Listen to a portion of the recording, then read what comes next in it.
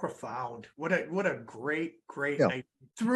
When you were doing, is there any stories of things that, you can share about what were some of the loans or, bequests for? Well, because we were deeply involved at ourselves, the four of us, in education and committed to service. And I don't want to sound like we're hoity. We are just very simple people. I'm sorry to say, very simple people. But my parents' interest in education and the gift they gave us of a private education, which is an incredible gift. No disrespect to public education at all, but an incredible gift. So the question of service on boards of schools and things that our children might attend, many of whom our kids did go to public school and had a very good experience, or we were very interested in supporting one of us who would go on a board, in looking at projects at that school that particular person felt the school could benefit from. Now, we couldn't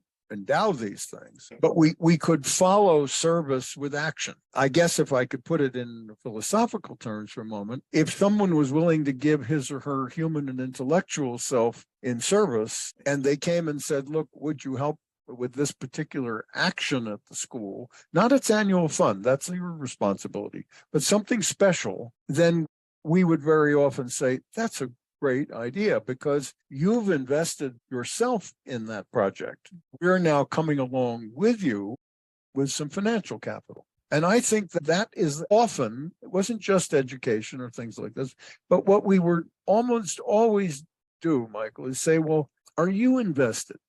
Yeah, this is a nice idea.